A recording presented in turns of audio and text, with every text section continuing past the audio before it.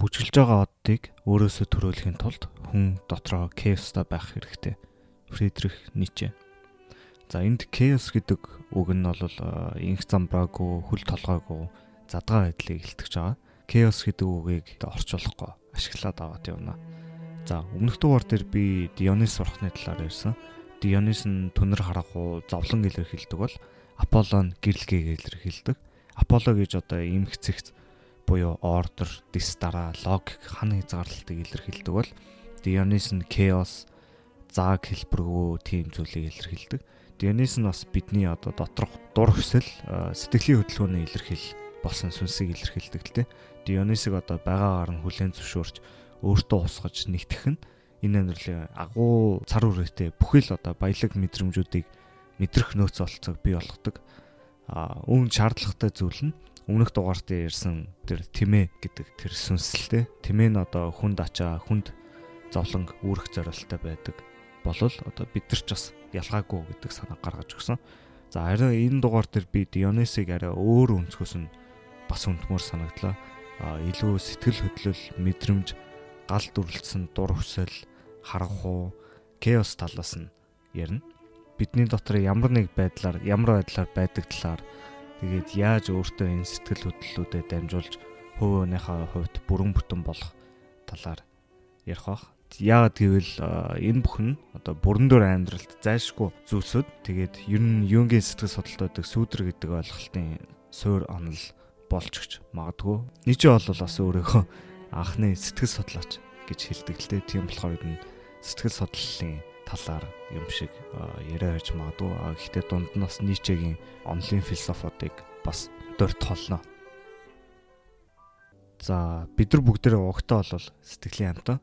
Энэ нь юу гэсэн үг вэ гэхээр явраа зүйлд хариу үйлдэл өгтөө бидний логик тархиас төрүүлээд сэтгэл зүрх хариу үйлдэл өгчдөг гэсэн үг. Сэтгэл зүрх логик хоёрыг машин удирдах байгаагаар төсөөлөх юм бол мэдээж сэтгэл зүрхэл жолоочийн судал дээр харин логик тархи нь жолоочийн хажуугийн судал дээр зам зааж өгч байгаа хэрэг гэж ойлгож байна.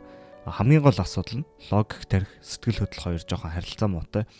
Логик тархи нь эн чинь буруу, эн чинь зөв гэд сэтгэл хөдлөлийг шүүмжлээд эхэлдэг. Даанч тэр хэлж байгаа зүйлүүдийг энэ сэтгэл хөдлөл ерөөсөй ойлгодоггүй. Чиний сэтгэл хөдлөл чинь одоо чадхаараа л ажиллаж байгаа нь л энэ. Гэтэл чи сэтгэл хөдлөлөөс гарч байгаа зарим зүйлсийг нь буруу, муу, садар, залхуу, хуваа хичээсэн гэж шүүмжилдэг. Тэнгуут чиний сэтгэл хөдлөл чинь тэр зүйлээсээ хичээд өөрийнхөө зарим хэсгийг нуунд арах гэж оролддог. Даанч хүлээн зөвшөөрөхгүйгээр нуунд арах гэж оролцсон тэр зүйлүүд маань яг эсрэгээрээ сүрлийг л авчирдаг. Ницшегийн хувьд хүний төрөлхийн сэтгэл хөдлөлүүд, инстинктүүдийг дарж нуух, эсрүүцэх, боож хаахыг маш ихээр жигшдэг. Übermensch гэдэг нь одоо өөрийн төрлөх чанарыг байгаагаар нь хүлээж авч тэр энерги инстинктүүдээ дээд ухамсар руу илүү өндөрт залж урлагийг бүтээх гэж оролддог. Дионис гэхээр одоо ямар ч чиглэлгүй, төлөвлөгөөгүй, утгагүй гэд ер нь жоохон сөрөг юм шиг сонсогдож байгаа зүйлүүдийг агуулдаг ч гэсэн Ницшегийн хувьд далаа тэнгис шиг чиглэлгүй, зааггүй, харанхуй, аяанда давалгаалж байгаа тийм агуу байдлаар бодох хэрэгтэй. Өнөөгийн нийгэмд ихэнхдээ одоо логик тархийг л өгтлээ шүтэж одоо сэтгэл хөдлөлийг дарж идэг л да. Ницше бидрийг мэдрэмжүүдээ зайлхан гимгүүгээр харж ойлго гэсэн болохоос ш ерөөсө тастаа хай гэж хэлээгүй. Өөрийн Дионисын мэдрэмжүүдээс татгалзах гэсэн нэлийн олон жишээнүүдийг ер нь Ницшегийн философийн цар хүрээнд авч ярилцъя. Юуны төрөнд одоо ялангуяа туйлын амар амгалан хайж байгаа хүмүүс Ницше дургүй байдаг. Зовлон аль болох багасгах гэсэн зорилготой хүмүүс. Ницшег их сургууль багт нь одоо хамгийн том нөлөөтэй байсан философч бол Шопенхауэр. Шопенхауэрын философи бол ерөөсөө эмо философи гэж болно. Гутан гүйцэтгэлийн туйл. Шопенхауэр бол амьдрал тэр чигтээ зовлон л гэж үздэг. Энэ хороо дээр төрсөн болол алдаа. Хүн энэ хороо дээр төрснөөсөө хойш байнга ямар нэг зүйлийн төлөө тэмүүлж хүсэж байдаг. Тэгээ байнгын юм хүсэж идэг болохоор тэрнээсээ олж дотроо тогтмол биш байдаг. За бүх зүйл сайхан хүснээр нь болж огт урсгал ус шиг болохоор бид нар ерөөсөө анзаардгүй мөртлөө яг жоохон л урсгал усанд тасалдаад юм уу боогдоод ирэнгүүт бид нар шууд л одоо тэр урсгал усанд тогтмол биш болж байгааг анзаараад зовж эхэлдэг. Тэгээд тогтмол гэхээсээ илүү тогтмол биш байх нь бараг бидний амьдралд хамаагүй түгээмэл илүү үндсэн ойлголт гэж харж байгаа. За Шопенгауэрд буддизм бас их нөлөөтэй байсан л да. Тэгээ Шопенгауэрийн хувьд бол бидний хийж чадах хамгийн том зүйл бол ерөөсөө аль болох олон тооны зовлонгоос ангижрах л гэж үздэг. За энийг Ницше амьдралыг өгөөсгсөн философи гэж үздэг. Амьдралыг бүрэн дүрэн хүлээж аваад тийм гэж хэлээд өхөлн дэмжмээр байгаа Ницшегийн хувьд бол энэ философи яагаад тохирдоггүй. Одоо амьдрал амар өргөстэй балер том зараа байсан ч гэсэн шаардлагатай бол Ницше тэврээл авна. Overmensch гэдэг хүн одоо өөрөөгөө байнга давж дийлж дээш зүтгэх учиртай хүн болохоор амьдралын өргөстэй зовлонч ч гэсэн баяртайгаар хүлээж авч байгаа хэрэг байдаг. Ницше одоо энэ дэлхийг тодорхойлж байгаа хамгийн суур ойлголтыг өөрчлөлт гэж үздэг. Бүх зүйл өөрчлөгдөж, хувьсаж байдаг. Тогтмол хэлбэр төрстэй зүйл гэж байдгүй. Туйлын абсолют тогтмол зүйл гэж үгүй. Хорон мөч болгонд бид хорвоо ертөнд атом молекулын түвшинд өөрчлөгдөж идэг. Энэ нь бас буддизмын одоо аnicca гэдэг ойлголттой төстэй. Ийм л болохоор Übermensch гэдэг нь энэхүү байнгын өөрчлөлтөнд донд байгаа хорвоо ертөнцид тогтун зүйл гэж байхгүйг мэдж байгаа болохоор байнга хувьсаж өөрчлөгдөх шаардлагатайгаа ойлгодог. Энэ хороо тэр жигтэй цааш өсч хөгжих, цэцгэлж дэлгэрэх тэмүүлэлтэйг ойлгож өөрийгөө энэ ритм хэмнэлд бас тохируулж амьдралдаа зохицож амьдрахыг хичээдэг. Тэгээд бүх зүйл ингэж хувьсаж өөрчлөгдөж идэг. Ямар ч тогтмол баригдмал зүйл байдгүй болохоор Ницшегийн хувьд бас абсолют объектив гэдэг зүйл ерөөсөй байдгүй. Одоо энэний гол шалтгаан нь бол ямар нэг ойлголт авахын тулд одоо үүнийг харж ойлгож байгаа нүд хүн харах өнцөг шаардлагатай байдаг тийм үү. Даанч хүн болгон энийг өөрөөхөөр хардаг. Чи альмыг өөрөөхөөр харна. Би бас альмыг өөрөөхөөр харна. Ерөөсөй туйлын зөв харах өнцөг гэж үгүй. Харах өнцгүүдийг нэгэн сайн, нэгэн муу гэж ялгах ямар ч боломжгүй. Туйлын үнэнд төхөж очих царын ганц арга бол ерөөсөө олон тооны харах өнцгийг нийлүүлэх л явдлаж болох юм. Ийм булчингууд бас туйлын морал гэж байхгүй болж хөрдөг. Туйлын зөв, туйлын буруу гэдэг ойлголтууд байхгүй. Бидний мэддэг бүх зүйлүүд бидний оюун санаанаас ургаж гарч байгаа тайлбар, нэг ёсны орчуулга гэж хэлж болно. Энэ нь бидний одоо дотроо бий болгож байгаа зүйл. Тэрнээс одоо анханасаа байсан зүйлийг бид нар олж нээж байгаа хэрэг биш. Бид нар өөрсдөө бүтээж бий болгож байгаа, зохиож байгаа гэдгийг ойлгох хэрэгтэй. Ингэж өөрсдийн эргэн тойрныг хэлбэр олгож, тайлбарлаж ижил өдөр тутамдаа мэдээж амьдрч чаддаг. Тэгэхгүй бол энэ хорвоо ертөнцийн хий олсныг ширтээд дунд нь төрчвөл юу ч хийж чадахгүй. Мэдээж энэ сайн, энэ муу, энэ гоё, энэ заваа гэдэг зүйлүүдийг зохиомжлоор бий болгож ижил сайн, гоё зүйлийнхаа төлөө амьдрах хутга учиртай болдог. Ийм болохоор бидний дотоод сэтгэл хөдлөлүүд хүртэл зөв буруу гэж бас байдгүй. Бүгд л сармаг өнгөгүй зүйл ууг нь бол бид нар л өөрсдөө ашигтай байдлаар ч юм уу цаанаас нь эцэг их юм уу нийгэм шаардаад байдаг болохоор сайн муу гэж ангилж агаад өөрсдийнхөө оюун санааны багтаамжаар өдөр тутамдаа хэлбэрчилж ойлгодог баха. Тэгээ Ницшегийн хэлсэн ийм үг байна л да. Хэрвээ чи амар амгалан аз жаргалыг хүсэж байвал итгэж үнэмш, үннийг хүндэтгэх шав болмоор байвал асууж сурвалжил гэж хэлсэн байт юм байна. За энүүгээрээ нэг ёсондоо шашиндаа туйлын үнэнч хүмүүсийг шүмжилж байгаа хэрэг баг л та. Ямар нэг зүйлд бүрэн дүрэн амьдралаа даатгаж итгэж байгаа хүмүүс тэр зүйлээ туйлын үнэн гэдэгт итгэдэг.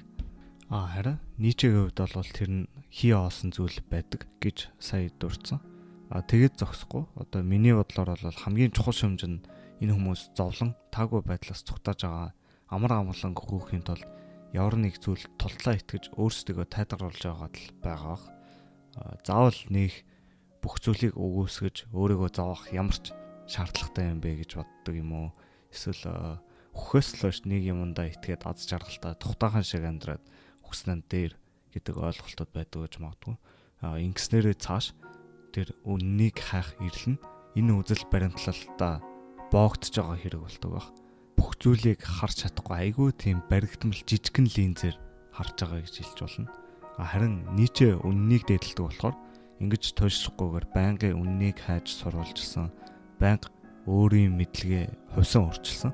Тэрнээсээ болж байнга зовж идэг тийм дүрийг илүү хүндэлж байгаагийн илэрхийлэл юм болов. Тэгээд туйлын итгэл үнэмшил гэдэг бол тогтун ус.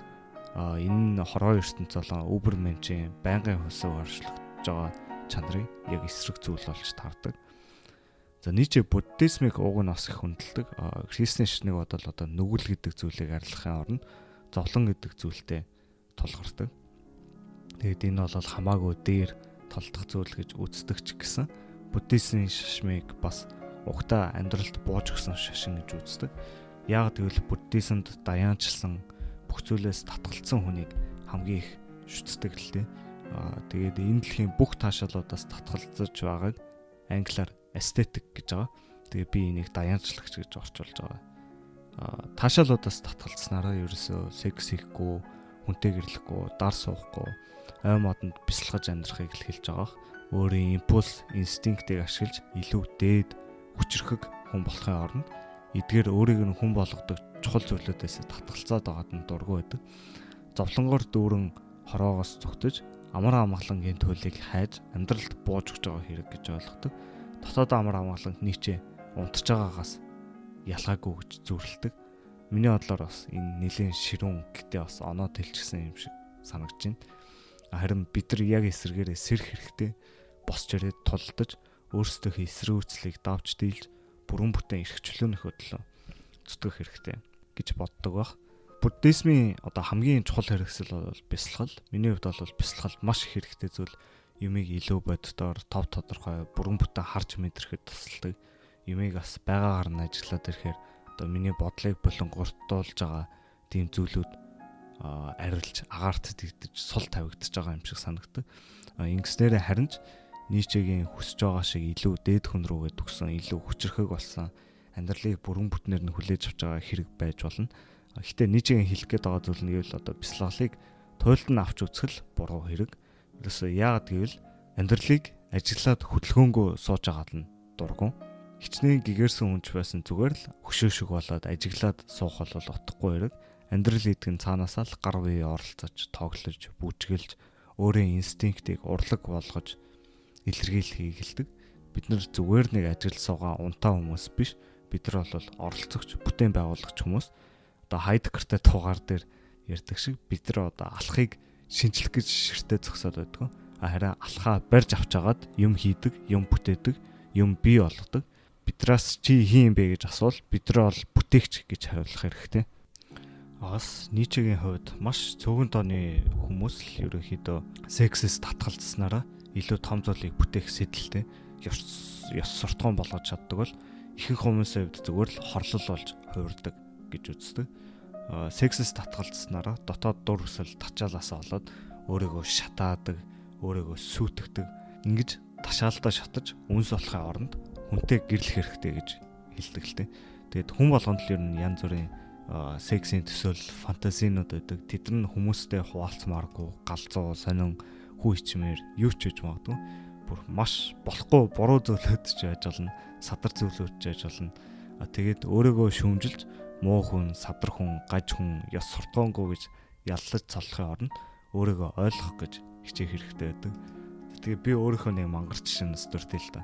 Ер нь 10 жил байхдаа яг нэг өсөлтийнхөө насан дээр охин сонирхож эхлээд тэгээд тэр үедээ байнга амар докторгүй байдаг гэсэн гэх юм уу. Тэгээ ягаад ч юм октоодын биеийг амар их ажигладаг болж эхэлсэн. Одоо гоо зөксөнтэй эмэгтэйчүүд харахаар бүр төвчгийн аргагүй тийм мансруулмаар, бачинтмаар мэдрэмж төрүүлдэг гэх юм уу. Тэгээд тэр дундаа ягаад ч юм хөл амар харах дуртай байсан. Тэгээд гол нь гой хөл харахаараа амар тэнэг хараад ширтээ цуугаад амар байдаг гэсэн л та. Тэгээд заримдаа ер нь төвчгийн аргагүй ядаргаатай санагддаг болсон. Дур усалтай жоохон бачимтна. Одоо бодоход бол зүгээр өөртөө хүлээн зөвшөөрөхгүй өөрийгөө хүлж орхихын оронд одоо байгаагаар нь хүлээж авах хэрэгтэй байсан юм лээ. Тэгээд би ийм зүйлд маш ихээр ингэж татагдж байна. Энэ зүгээр л миний дур хүслийн нэг илэрхийл байдаг хэвийн л зүйл. Нэг их гад зүйл биш, буруу зүйл биш. Тийм болохоор энэ мэдрэмжнээс зүгтаахын оронд илүү ойлгох гэж хичээгээд тэгээд илүү урлаг гоо зөкслөн талаас нь харуул хэрэгтэй байсан юм байна лээ л дээ. Яг ямар мэдрэмж төрүүлж байгаагаа тийм цаасан дээр өнгөтөр эротикор болгодог тийм зураач чиг тийм байдлаар ойлгох илүү төхөн байх байсан юм болов. Гэхдээ энэ бол зүгээр нэг айгу хөөрхөн өхөртмөр жишээ баха. Бүр амар итгээд юм уу, садарч юм уу, эсвэл бүр ингээд болохгүй хүнтэйгээ тийм секс хиймээр байгаа ч юм уу, тийм хүслүүд бас байдаг бах. Тэгээд сексийн төсөөлөл юм уу, хүсэл дээр гаж зүйл гэж байдгүй. Ер нь сексийн дургслээ эсрүүцэх бол дэмийл зүйл. Надаа эмэгтэй хүн хэрэггүй, эсвэл надаа секс хэрэггүй гэж өөртөө хотлоо хэлэх бол утгагүй зүйл. Зарим хүмүүс бол яг эсрэгээрээ сексийг энэ хороо дээр байгаа цорын ганц шалтгаанч гэж хэлж магадгүй шүү. Тэгээд бидний хийдэг маш олон зүйлийг сайн ажиглаад байвал бас эцсийн зорилготой эсрэг гүйснээ өөртөө татхад хэрэгтэй зүйлүүд байдаг. Тэгээд ер нь амьдралыг хайргүйгээр төсөөлөхийн аргагүй. Тэгээ хосуудын хувьд бол секс хамгийн тэр хайрынх нь хамгийн дээд илэрхийлэл нь. Тэгээ сексийн дурсал энерги гэдэг бол бидний дотор байдаг хамгийн хүчтэй энергиудын нэг. Шууд махчилсан утгаараа материалын ертөнцийн талаасаа бол бидний энэ хороо дээр төрсэн шалтгаан бол ерөөсөө аав ээж хоёр секс хийсэн хэрэг. Тэгээ биологи талаасаа харуул секс нь бас үр удмаа өөрсдийгөө үржүүлж үлдэх гэж тайлбар байж бас олно. Бидний гүнээс гарч байгаа инстинктүүдийн нэг бидраас цаанаасаа шаардаад байдаг. Секс гэдэг нь чамайг бий болгож байгаа, хүнийг бий болгож байгаа тийм агуу бүтээлч энерги, агуу ихийг бүтээгч энерги. Тэгээ сексийн дур өсөл бол амьдралдаа юмыг хийж бүтээх дур өсөлж байж магадгүй. Тийм ч угаасаа л сэрэл хөдлөх нь аргагүй байлгүй дээ. Бараг харин ч их сэрэл хөдлөх тусмаа тэр хэмжээрээ ихийг бүтээмээр байгаа хүсэл тэмүүлэл Дионисын энергийг өөртөө агуулж байгаа ч гэж ойлгож болно. Энергийг устгах юм уу? Бий болгоно гэж байдгүй. Харин өөр хэлбэрт өрслөө шилжиж болдог. Термодинамикийн хууль байдаг шүү дээ. Ийм болохоор энерги байгаагаар нь хүлээж авч дээд ухамсараараа урлаглуу юм уу? Эсвэл ямар нэг зүйлийг бүтээхэд чиглүүлэх хэрэгтэй гэж би боддог. Ийм агуу зүйлийг дарж хаах юм уу? Иннээсээ ичиж зовх гээд байгаа хүмүүст нийчээ дургацах нь аргагүй үстэй. За Дионис гэдэг нь тэр жигтэй цусны улаан өнгө дур өслийг илэрхийлдэг л дээ. Энэ час хийсэн гал эмх замраагүй байдал буюу chaos-ыг дагуулдаг. Баг зэрэг солиорол түрэмгий догшин ширүүн байдлыг ч бас өөртөө агуулдаг. Түрүүний ярьсан секс гэдэг бол бас нэг талаас нь л харж ярьж байгаа хэрэг. За нийчээ ингэж хэлсэн байл л да. Цусаар биш тэгвэл чи цус гэдэг сүнсэлт болохыг мэдэрнэ. Цус олон афоризмаар бичдэг хүмүүс зүгээр ч нэг уншигдахыг хүсдэг, харин зүрх сэтгэлээрээ мэдрэгдэхийг хүсдэг. Бид нар зүгээр л амьд байгаа болохоор амьдралд хайртай биш. Харин хайранд дассан болохоор л амьдралд хайртай. Хайр үргэлж солиорлыг агуулдаг. Харин солиорл үргэлж учир шалтгааныг агуулдаг. Би зөвхөн бүжгэлж чаддаг бурхтад л итгэж чадна гэж хэлсэн байна. За нийчээ хэлэх гээд байгаа зүйл нэг бол дурслэр дүүрэн хайр, байнга chaos, солиорл улаан өнгийг дагуулдаг. Бид нар бүгдээрээ ийм дурслэр дүүрэн энерги дүрлэлцэж буй гал шиг нөөц олцоог байнга агуулж байдаг. Энэ нөөц олцоог дарж хаахгүйгээр зүгээр дээд ухамсараараа илэрхийлэх бол маш хэцүү ажил. Тийм ч болохоор одоо нийгэм биднээс энэ энерги дарж хаагаад даруухан байхыг хүсдэг баг. Цаашлаад эннээсээ ичих ч юм уу төрөлхийн цаанаасаа байгаа зүйл гэхийн оронд гажуудл гэж дүнж байгаа. Хүн өөрөөгөө үүсгэж эхлэхэд өөрөөгөө үзэн ядаж эхэлдэг. Тэгээд өөрийнхөө хүссэн юмыг илэрхийлж чадахгүй болохоор янз бүрийн харанхуй, фэнтези, төсөөллүүд дотор нь ургалж бий болдог. Гашуун чөтгөрлөлийг бий болгодог. Хамгийн амар нь тэрийгэ заримдаа мэддэггүй, анзаардаггүй. Бидний дотор төрдөг хоосон хүндий бүхэл мэдрэмжүүд бол бидний дотор байгаа дутагдсан, өгөөсгөгдсөн, хаягдсан сэтгэл хөдлөлүүдээс гарч байгаа зүйл. Гэхдээ тэглээгээд өөрийнхөө Дионисыг илэрхийлж байгаа нэрийн дор араатай амьтан шиг зүгээр барьж авсан болгоно урж тастаад хүчнээд яв гэж байгаа зүйл бол биш. Бид нар одоо бүгдээрээ өөрсдийн дотор байгаа чөтгөрийг анзаарах хэрэгтэй. Өөрийнхөө сүйтгэн хийх чадвараас айхгүйгээр, жигшихгүйгээр байгаагаар нь хүлээн зөвшөөрөх хэрэгтэй. Хэрвээ тэгж чадахгүй бол бид нар маш гинүү хүмүүс өөрийгөө мангас гэдэг мэдгүйгээр өөрийгөө үнэнчээр хүндэтгэх, хайрлах боломжгүй. Анхааралгүйгээр хийсэн үйл хөдлөлүүдээс болж чи бусад хүмүүсийг маш олон байдлаар өвтгөж магадгүй. Яг үүндээ сул дорой хүмүүс л хүчингийн хэрэг хийдэг. Өөрийн дотоод Дионисыг дарах гэж оролцсноос үүдэж Дионисын уурыг улам их хүргэдэг баг. Иннээс үүдэж юу н өөрийгөө үзий яадсан гашуун чөтгөрлөөс үүдсэн фэнтези дурслууд бий болоод тэгээ тэр сүтгэх дур хүсэл нь дүрлцэж буцалж эхэлдэг. өшөө авах дур хүсэл өөрийг нь хатгаж эхэлдэг. Дотроо бачимдснаасаа болж тэрийг гадагшлуулахын тулд бусдыг хүчрхийлдэг. Дионисыг жинхэнэ чөтгөр болж хуурахыг харахад маш муухай зүйл. Өстой юу ч зогсоож чадахгүй, ямар ч ятгах шалтгаан хүлээж авахгүй ийм балерин болдог. Уг нь догшин ширүүн байх гэдэг нь заавал сүрлэг авчих шаардлагагүй л дээ. Амьд үе толгой өөрөөгөө бүрэн эзэмшиж хүчтэй болохын тийм төрөлхийн инстинкттэй байдаг. Ингийн тулд заавал хурц ширүүн байх шаардлагатай мөчүүд гардаг. Энэ энергийг боглуулж эхлэхэд л уур хилэн үзэн ядалтууд гарч ирдэг баг. Хүмүүс одоо өөрсдийнхөө амхаа арчаагүй сул дорой байдлаа мороолоор бас нуунд алтлах талаар нийчээ зөндөө ярьдаг л та. Хорхоод хор хүргэх чадваргүй байна гэдэг зөв сайн хүн бол ерөөсөө биш. Ямар ч ширүүн байх чадваргүйгээр чамайг хинч сериусаар хүлээж авчих чадахгүй. Нийчэд бол сарвуугүй мөртлөө өөрийгөө сайн гэдэг сул дорой хүмүүс бол хөхний нэдийг нь хүргэдэг. Бид нар бүгдээрээ догшин ширүүн байх нөөцлөс болцоотой байх хэрэгтэй. Гэхдээ энийгээ сайн зүйлд эсвэл шаардлагатай үед нь гаргаж ирэх хэрэгтэй. Энэ дэлхий дээр хүчрхэг ширүүн хүмүүс хэрэгтэй. Шаардлагатай үед хатуу, хүчтэй, бат бөх зогсож чаддаг хүмүүс хэрэгтэй. Догшин ширүүн байдлаа сахилга батын дор хөгжүүлснээр өмнө нь хийж чадахгүй байсан маш олон зүйлийг хийх чадвартай болдог. Өмнө нь хүртэх боломжгүй байсан шинэ энергийн нөөц болцоонд хүрч эхэлдэг. Энэхүү энергиээр юм бүтээх хэрэгтэй. Ямар нэг бүтээлч зүйлийг урлагийн шин чанарыг агуулсан зүйл хийх хэрэгтэй. Гэртээ эвтээ зарим идээд тав туханд сууж живсэн хүний гараас бол юм гарсныг би бол мэдэхгүй юм байна. Харин дотроо баг зэрэг chaosтай, баг зэрэг солиорлыг агуулсан дүрлэлтэж байгаа урлагийн хүмүүсээс амттай жүүс шавхагддаг. Яагад гэвэл тэр хүмүүс амьдралдаа амархан биш үн цэнтэй толгойныг сонгосон байдаг. Амьдрал нь энгийн байсан бол ямар ч бичих юм олдохгүй байсан баг. Миний туртаа кофтон дээр ингэж хэлсэн байдаг л та. Дотоод дур хүслээ бүр хүмүүсээ алдснаас дотор нь төөрч солиорч явсан хамаагүй дээр гэж хэлсэн байдаг. Миний мэдхийн Ницше, Толстой, Достоевский, Ван Гог гэдэг хүмүүс маш зовлонтой амьдардаг байсан. Баг зэрэг галзуу хүмүүс ч байсан гэж хэлж болно. Карл Юнг бас улаан номонд ингэж хэлсэн байт юм л та. Солиорлыг үзэн ядах юм уу? Айх хэрэггүй. Харин оронд нь амь өгөх хэрэгтэй. Чиний төрөлхийн шин чанарын томоохон нэг хэсэг шүү дээ.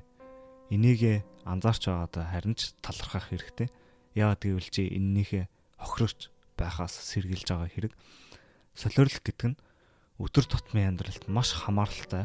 Яагаад гэвэл амьдрал тэр жигтэй солиорлоор дүүрэн уг хүнсэндээ ямар ч логикгүй байдаг. Хүний логик хэрэгжилж байгаа шалтгаан бол зүгээр л өөртөө дүрм зохиох оролдлого. Хүн дүрнгүүгээр амьдрч чадахгүй. Гэхдээ амьдралд ямар ч дүрм байдгүй. Ийм болохоор амьдралд цаанаасаа нууцлаг, харанхуй, үл мэдэгдэх шинжийг агуулдаг. Чиний хилээд байгаа энэ мэдлэг гэдэг зүйл чинь энэ амьдралд ядаж нэг ойлгогдож болохоор зүйл бий болгож байгаа оролдлого. Амьдралд хэрэг солиорл байна. Тим хэмжээний үнэн тэр солиорлолд нуугдж идэг. За тэгэхээр одоо хүртэл ярьсан сексийн хүсэл, догшин чанар, солиорл, chaos гэдэг энэ харанхуй хүслүүд бүгд л Дионисийн хүчтэй дурслуудын илэрхийл. Тэгээд дээрээ бүгдийг нь хооронд нь эвтэй ойлгож, аль нэгийг нь чөтгөр олохоос сэргийлэх хэрэгтэй. Ницшегийн хэлснээр эдгээр чиний дурслууд бие биедээ атаархаж сэжиглэх болол зайлшгүй тохиолдох зүйл. Бүгд л чиний бүхэл сүнсийг эзэмдэхийг хүсэж байгаа. Ийм атаархлын донд асч буй гал цагаас олж хүн өөрөөгөө эцэст нь хортой зүгээр хатгадаг. Харин бидний Дионисийн дурслууд ив найрамдалтайгаар нэгдэж чадах юм бол эцэст нь чиний дур хүсэл болгон ёс суртахуун болж чөтгөр болгон чинь сахиусан тэнгэр болдог. Тийм болохоор чиний дотроос ямар ч хорон зүйл гарч ирэхгүй. Ганц гарч ирж болох хорон зүйл гэвэл чиний ёс суртахуунуудын хооронд олж байгаа тулаан л байж болох юм. Энийг одоо маш гоё хэлсэн гэж бодож байна. Бид нар ер нь байнга л өөрсдөө ямар нэг буруу байнга байдаг юм шиг өсч боождог. Өөрийгөө ямар нэг байдлаар барихгүй л болдгоо.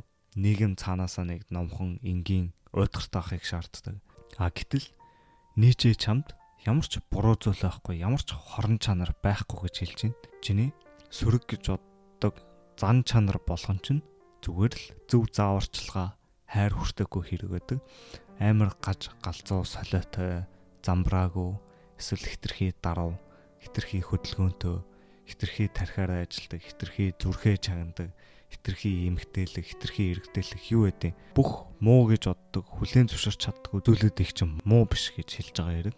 Харин чи тэдгээртэй хангалттай хариугвал тэд нар чиний дотор нуугдж байгаа алт ертөнцийг нээж өгдөг.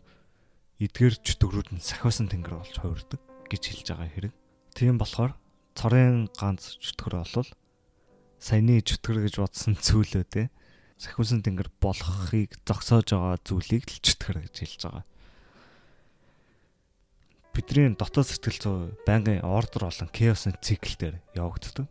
Хизээч бүх зүйл яг эмгцэгц хөдлөшгүй утга учраа олж ямар ч асуулт асуух шаардлагагүй бүх зүйл тогтун болно гэж байдгүй.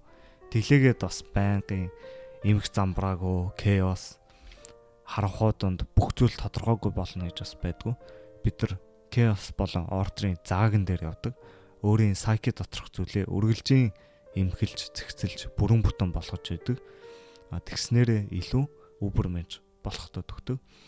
Зарим хүмүүс өөрөө ингэж боддог имижээ явуулж чадахгүйгээр өөрийгөө хүлдэг. Тэхийн оронд өөрийн өмнөх би гэдэг тэр хүнээсээ байнга хуврын өөрчлөгдөх хэрэгтэй.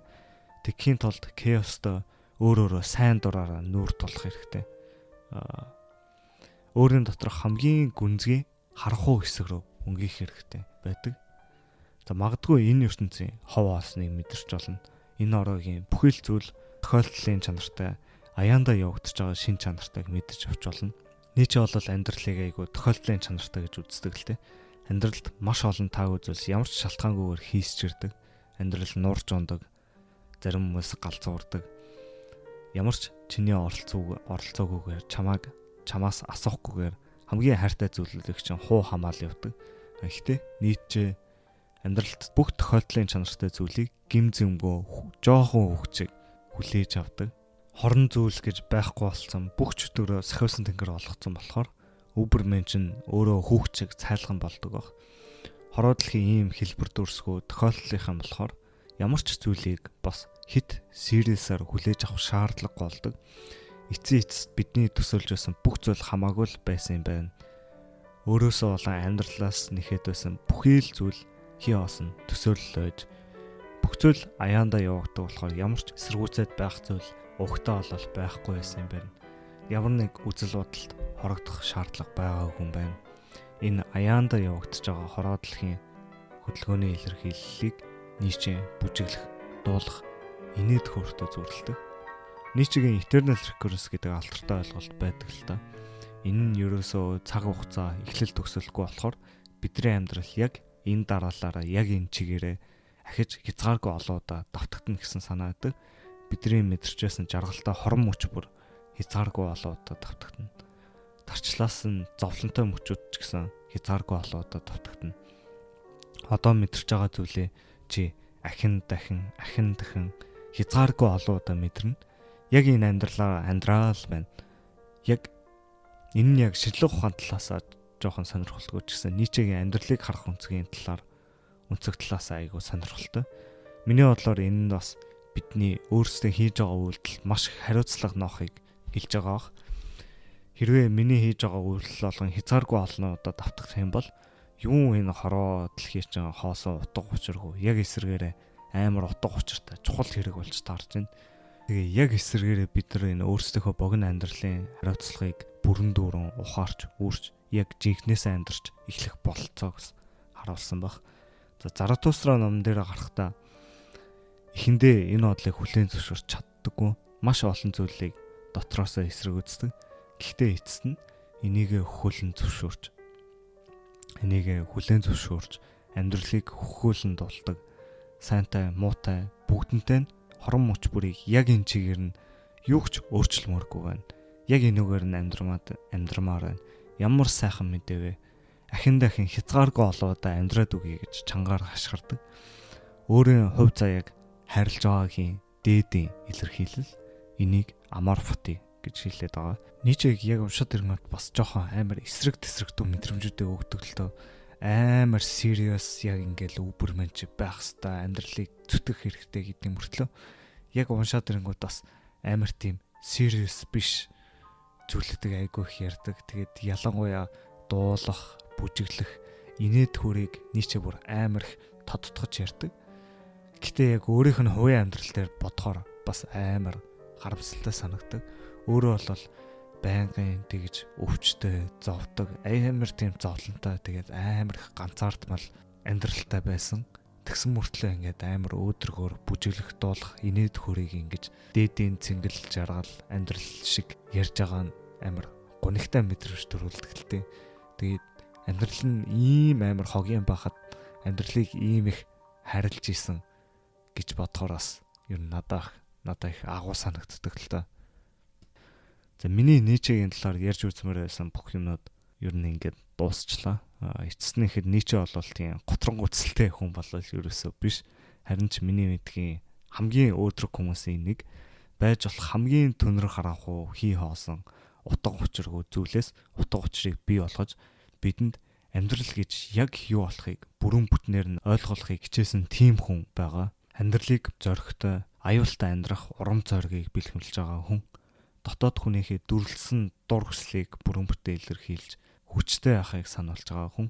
Өөрийг чинь татаж жангадаг бүх өмхий зүйлээс ангижирч чин үннийг л дээдэлдэг философч, үргэлж дээшээ тэмүүлж юу ч тулгарсан байсан цоцшгүйгээр тулдах баатарлаг амьдралын философ. Энэ бүхэн амьдралыг бүхлээр нь хайрлаж байгаагийн л илэрхийлэл юм аа. За энэ дугаарыг сонссонд баярлалаа. Тэгээд намайг дэмжмээр байвал лайк дарж, subscribe хийгээд сэтгэлдээ хуваалцаарай.